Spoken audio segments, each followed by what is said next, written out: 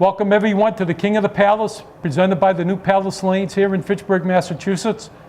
I'm your host, Steve Bronchuk. And I'm Dave Madala. And today, the number 4 seed, Brian Pilesky, will take on the number 3 seed, Jim Nestor. After Brian Pilesky's huge win over Billy Palumbo, Brian is looking to carry on to the next round. Yes, David, we're looking for the continuance of some domination by the Southpaw. Hopefully Brian continues his good bowling, and let's see what happens. Let's get to the action. Up on alley 3, Brian Pilesky, who has defeated Billy Palumbo. Billy Palumbo no longer the King of the Palace. And here is his opening box on alley 3. Ooh, nice pocket shot. Right into the 1-3 pocket, leaving the 6-10 with, it appears to be nice wood. You should be able to pick this one up. Nice opening box for a spare. Nice ball, Brian. Okay, Brian going up into alley 4, box number 2, hopefully to fill the spare with an 8, 9, and a 10. Very nice opening delivery on his first box. Left a nice spare lead, picked it up. Here he goes for the fill. And let's see what happens. Another pocket shot. Found the 1-3 pocket again, leaving the 5 and 4 with some wood. This wood might help him out a little bit. Which way are you going to go, David? Left or right? I'd try to go for the right and kick that wood around. Oh. You went to the right. Oh. Almost. Leaves the 4-pin and pick it up for a 10 box. Just went right by it, wide right. Okay, and here is Jim Nestor up on alley 3. This is Jim Nestor's first appearance on King of the Palace.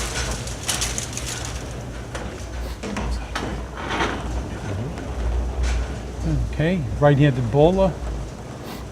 3-step delivery. Oh, wide left. David took out the 2 and the 8, better known as the half-wister. Yeah, this is my favorite shot. So let's see if he can't pick this up. Either the left or the right of the head pin. Well, he threw the strike ball. He's left the 4, 5, 7 with some wood. Hopefully he gets a 9 out of this, maybe a 10 box.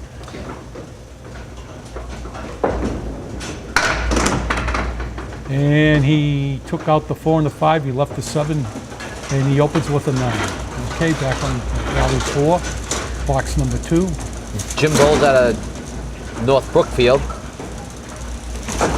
He's been bowling for about 35 years. His last TV show appearance was in 04 and 05 until making his resurgence here on the King of the Palace. Wide right this time, leaving the 1, 9, 10. He's got some wood. I think if he goes into that head pin, it should spray that wood back. This is going to help him out a great deal. And he picks it up. Nice ball. Nice shot. He had to hit the object. He had to hit the head pin. Spray the wood in the back. The wood took out the 9 and the 10. Okay, nice shot. Up on alley 3, Brian Pilesky. Right now, the match lead, Brian Pilesky, 28 to Jim Nestor's 19. Brian has a 9-pin lead. He hopes to find that pocket hit.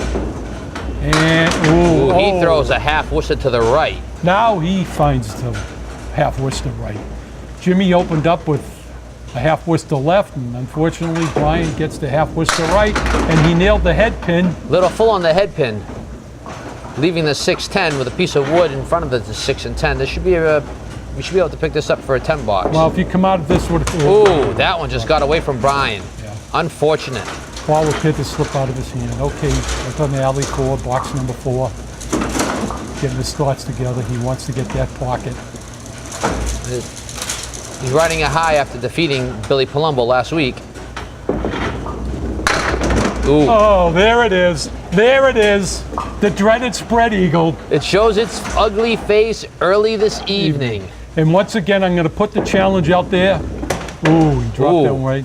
With our fantastic, outstanding producer and director, Travis Falk, has okayed us to bring in anyone who's involved with physics who can explain to me how does that happen. Steve, I'm telling you, you lose sleep over this every night.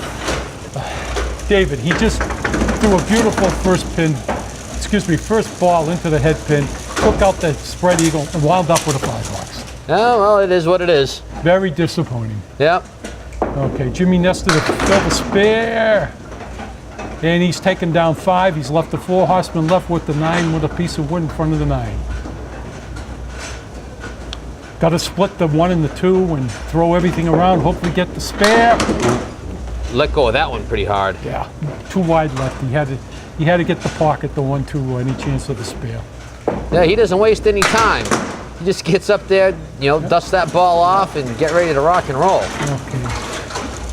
He's up on alley 4, 9 boxes, 7 on the, excuse me, a 5 on the fill. He's going to try to find the head pin, find the pocket.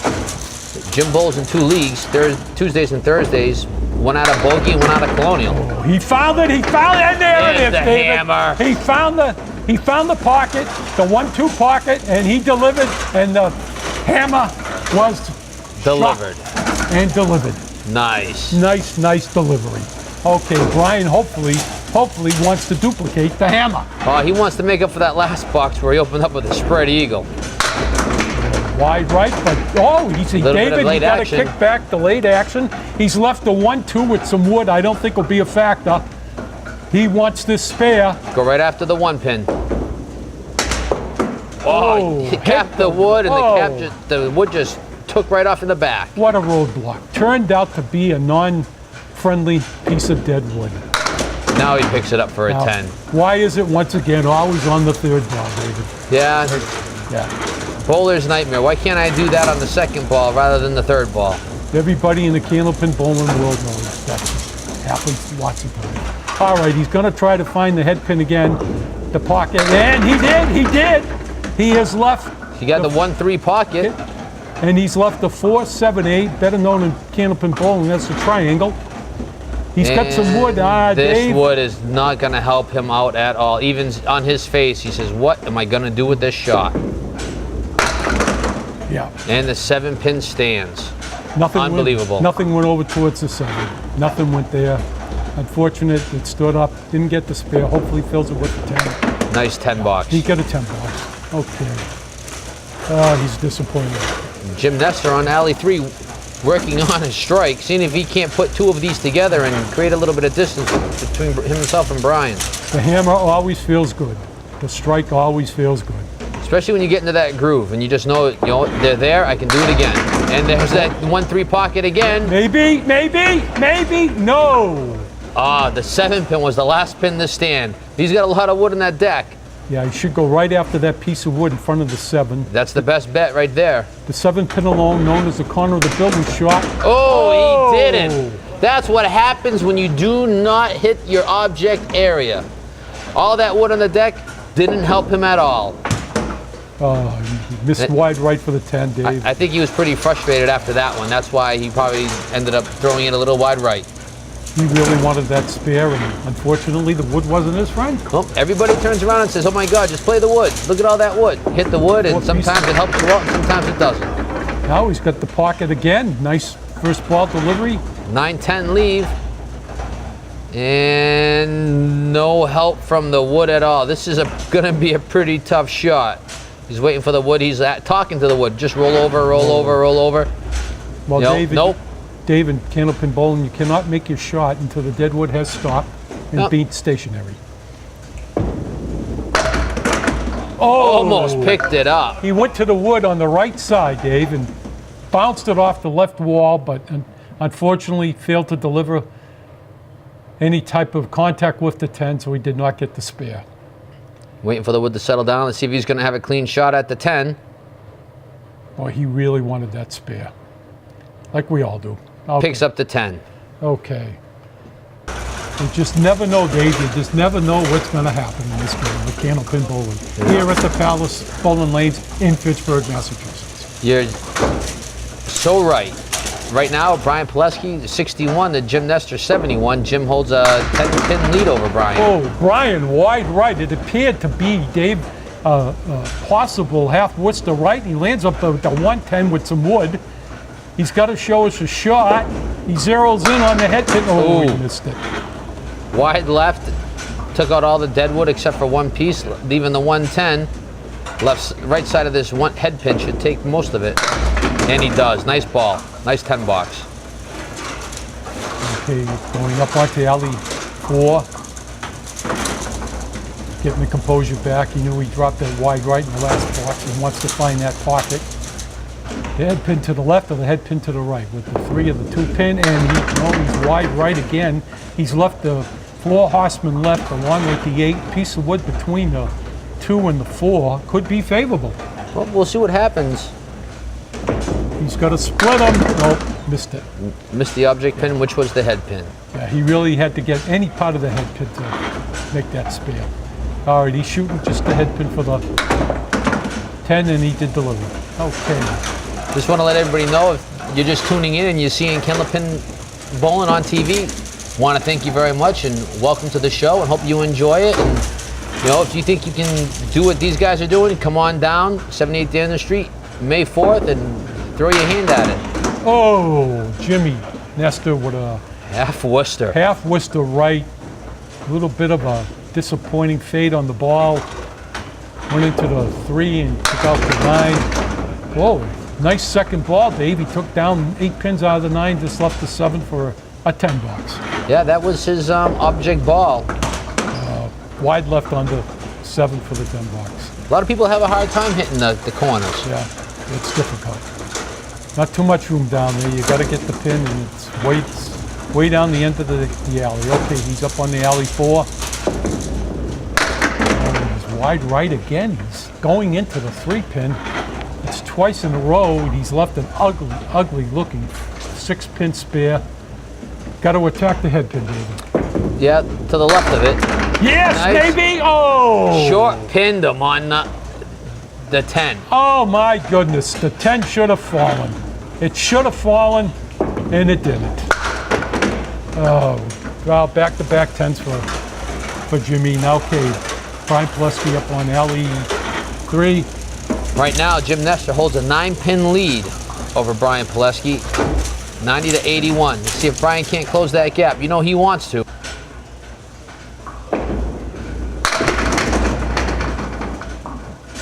He has left just the 2 for a spare.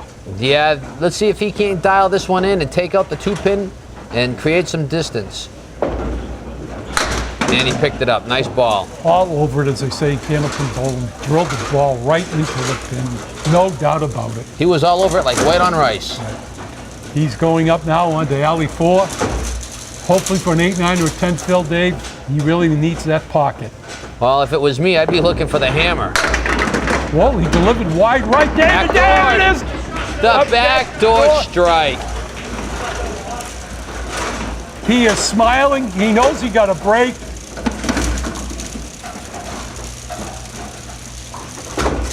Yeah, you may not always get a perfect ball. You may not always get the textbook strike, and every once in a while, a little lady luck helps you out. Backdoor strike. And he tried to do it again.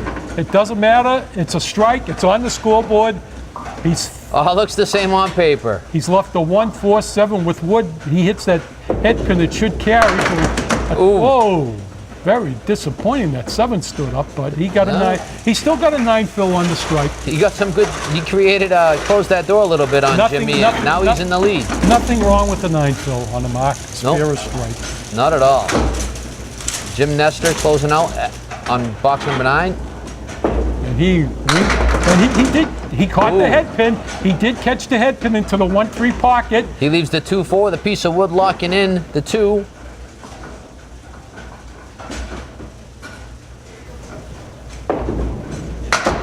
And he hits the deadwood and scratching his head. He's like, how could I miss that shot? Very disappointed. Very, very disappointed. Okay, hopefully fills it with 10. Always the 3rd ball. Yeah. And he just knew it. Why? Why does that happen? Always the 3rd ball, Dave. Yeah. You know, you want to throw the same ball on the 2nd one, but unfortunately, it doesn't sometimes happen. Yep. Here he goes on alley 4. He got the head pin again, drilled it out. Little full on the head pin. Yep. He's left an ugly 5-pin spare. 3 pins on the right, 2 pins on the left, a major split. Picks up the 2, slides it over. Maybe. Takes out the 6, takes out the 1, and leaves the 10. That wasn't a bad shot for a major 5-pin split. Well, I'm surprised that he went after the 2 and not the 3 of them. And most people would go for being a right-handed bowler. Most people would have shot the right side. Evidently, he felt more comfortable going to the left. After the first string, we have a score of 120 to Jim Nestor's 110. Brian has the match lead at 10. That spare and that strike helped him out and gave him the push over Jim Nestor. Yeah, Jim Nestor was up by 9 after A. Brian Pilesky came back with a spare and strike and a fill and got the lead, Dave. Jim Nestor on alley 3. Oh, wide right. He knows it. He didn't even look at it. He just turned it around. He's left a 178. Got some wood back there. May help. Well, hits the head pin on the right, and let's see if he can't kick some stuff around. He's got to get the object. He's got to get the number 1 pin, the head pin, and drill it and picked it up. Oh, Beautiful no spare. doubt about that, David. No doubt about it. Drilled into the head pin and took out the 7 and 8. He got an opening box spare. Great momentum builder. Great confidence builder. He's zeroing in on that head pin. He wants the good fill. He found it. Little full on the head pin again. Oh, he's left 3 on the right along with the 4 pin. The wood, I don't think it's going to be any help. He's got to slide something over. Right through the heart, right down the middle.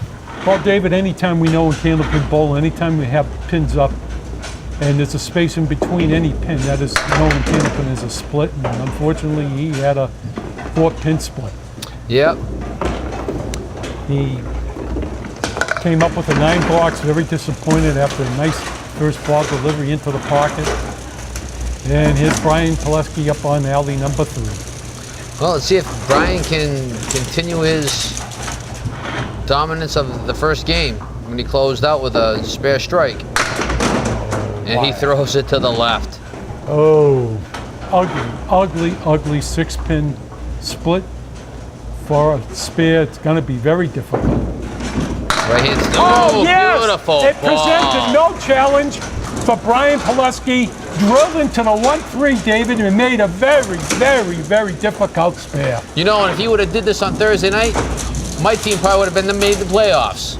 Oh my goodness, what a beautiful Where is shot. this?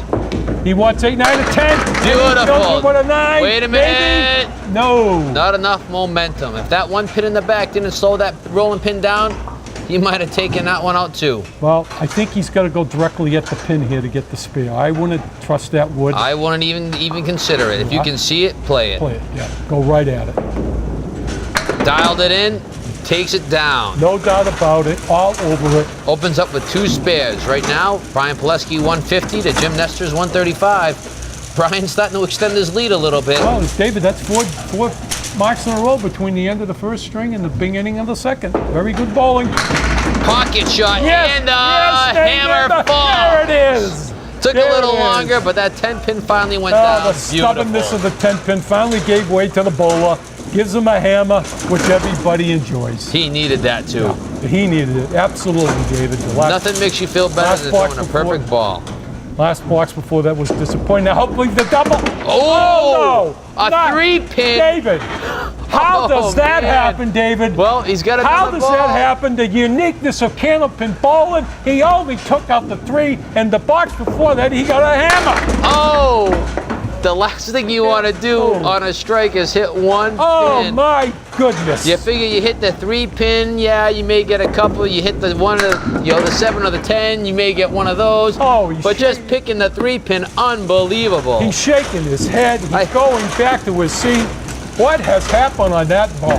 I know. I think I'd be throwing something right Once about again, now. Dave, with our excellent, outstanding producer-director Travis Falk has instructed that I can invite, along with you, David, anybody in the physics world who can explain to us how does that happen. The 3-pin by itself, or of course, the thread is pretty good. That's the best thing about Candlepin bowling. And he picks up a 5 on his spare. The second ball leaves the 6-10 with a piece of wood in front. Plowing the road. He had the 4 nice pickup. 4 horsemen with the 8 for the spare. He got a 10 box. Okay, now he's back on there. I'm still shaking my head, David, after that 3-pin. I'm sorry, I don't understand it. I'll never understand it, and I want somebody to tell me how it's done. Okay, enough. Somebody's going to be making a lot of money in therapy off of you. I tell you what, between your unexplainable hits And then the spread eagles. David, here is another shot.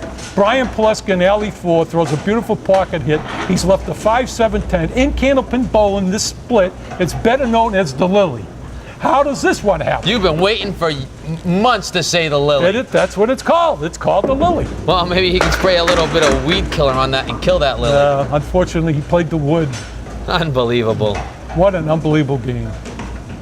But it would be great family entertainment here at the Palace. He went by the 5. He's got a disappointing 8. He banged the head pin. He found his object and got an 8 box. Right now, Brian lost the pin with a 14-pin lead, 173 to 159. Jimmy's going to start making a little bit of noise. He's got to come back with a big ball. Threw the ball to the right, hit the 3-pin, leaves the 1-2, no wood. Excellent shot to make a spare, David. Well, let's see how good his eyes are. Hand-eye coordination takes it all. And he picks it up. Nice ball. Now see, there was a case where he went in between the 2 pins instead of going to the right of the head pin to bang the head pin into the 2.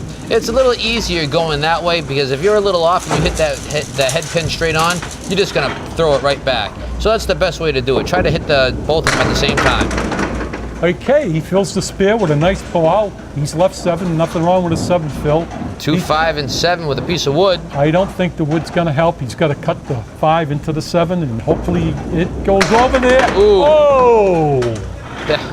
Oh, my goodness. That one piece of deadwood just kind of came across and just stopped right in front of the 7. Now it's time for him to plow the road. David, in that instance down there, he had a piece of wood right directly in front of the 7 pin. When a piece of wood is directly in front of the pin, up against it, that is called bondwood. Okay, Brian Pilesky up on alley 3, ready to fire away. And the southpaw throws it down, and he goes left. And he was wide left, but he's left a makeable spare. Yeah, he's got the 1-3-10 with some wood down there. Yeah, you got to go after the 1-3 pocket. Got to split it, throw the 3 into the 10. Oh, yes, beautiful. He did it, David. You called it. You called it. You said you had to split it. Bounced the 3 into the side curtain, and it took out the 10 for the spare. Nice pickup, Brian. Now he wants it. He wants the hammer, and he wants it now. This kid's starting to dial it in. Oh, it's a half Worcester. No. An unfortunate drop. An unfortunate 2, Phil. The the half Worcester right. Nice ball. And look, there's your Lily again. He's left the 5-7-10. We don't get it for at least 3 weeks, and now we get it 2 out of 3 boxes. How does it happen? And I'm already tired of the Lily. And he picks it up. And this time he picked it up with the wood, and he gets a 10 bucks. After 6, Brian Pilesky 75 to Jim Nestor 76. He's holding on to that 9-pin lead. Starting to dwindle. Okay, Jim Nestor, alley 3, box number 7. Following a 10 bucks. Found the head pin. Oh, no, I don't know. Somebody take out a 10. I don't want to hear this thing get. No, don't even say it. Don't even. 7, 5, 10. I'm telling you. Unbelievable. I don't even think Jim could do that on the Pro Series when he bowls on there. I have no comment. Yeah, because I know. You're itching. You're itching. I haven't seen it in forever, and I want to say it again and again and again. Never. He's left the 5-7 for the 10 bucks. Unfortunately, just got the 5. He dropped 9. Left the 7. He's shaking his head. He's got the towel wrapped around the hand. What do I got to do here at the New Palace Lanes? To pick up a Lily. Or get a spare shot. But that's good. There's a head pin shot. He was a little full on that one. He's leaving the 2 and the 6 with a piece of wood behind the 6. Let's see if he can't pick this one up. Yeah, he's hoping to bounce it. No. Played all the deadwood. He knew it. What was I thinking? Let that ball go. Take out the deadwood. Left the 2 pins that I was actually originally going for. And he just frustrated and he throws the ball down. He's shaking his head too. I don't know at this game. But it's great hosting family entertainment here at the New Palace Lanes in Daniel Street. Candlepin Bowling in Fitchburg. The best family entertainment anybody can have, Dave. All right, Brian Pilesky's first ball delivery, and he almost goes to the right, and he almost had the half Worcester right, but took fortunately the 6 and the 10 carried out. He's left an ugly 6-pin spare leave on the left. He's got to throw the strike ball for the spare. Ooh, not a favorable Dave, shot. he had 6 pins up. He went into the head pin, takes out just the head pin in the 8. It leaves 4 pins. I'm not going to say anything more. Yeah, you don't have to. We all know. How does that happen? A 7 box. No. You got 6 pins up there. You hit 1 and dropped out 2. Yeah, it's a little tough. They just want to let everybody know that the next King of the Palace is May 4th at 1 o'clock. Yep. Cost us $25, 80% handicap. So everybody has a shot at it.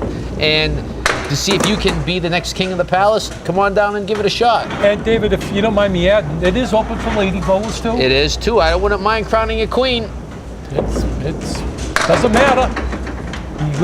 Poor Brian opened up his first ball. He just took out the 9. Now he's left 5 for a 10 box. It's ugly. It's got wood. Hopefully, hopes for a 9. Ooh, nice pickup. Nice 10 box. Nice, very nice 10 box. Right now, match lead 212. Jim Nestor's 203. Brian's still holding on to that 9-pin lead. Here we go. Last 2 boxes. You gotta get the head. You gotta get the strike of the spare.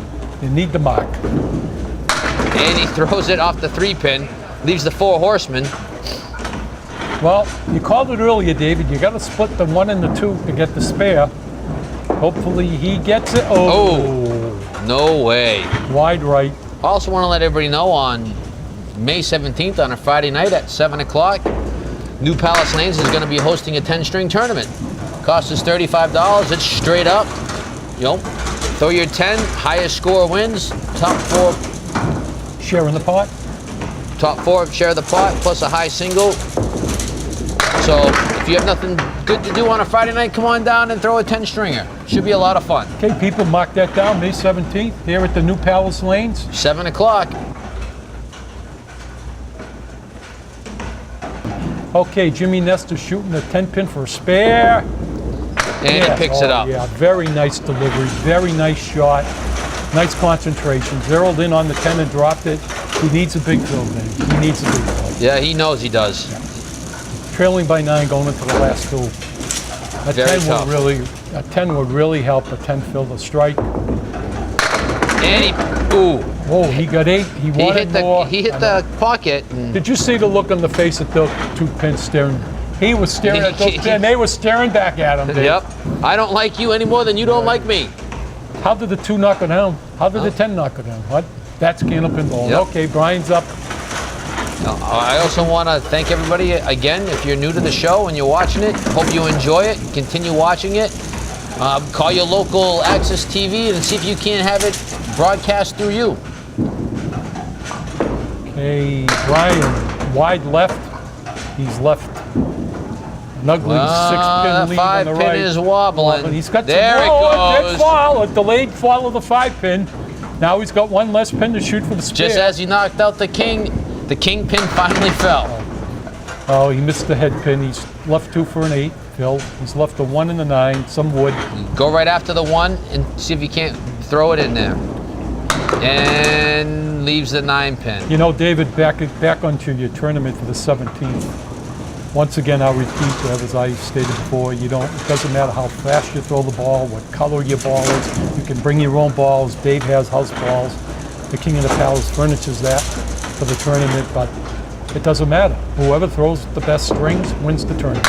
Yep, you can bowl in a suit, you can bowl in flag shorts. It doesn't really matter how you do, Just come on down and, it's a good time. It's BYOB and everybody can have a great time and good time for the kids. And, you can be the age of 18 to enter the tournament. That's all fine and well. I don't turn anybody away and everybody's welcome. So if you're out in Maine and you want to come down and bowl, take the trip, come down and bowl.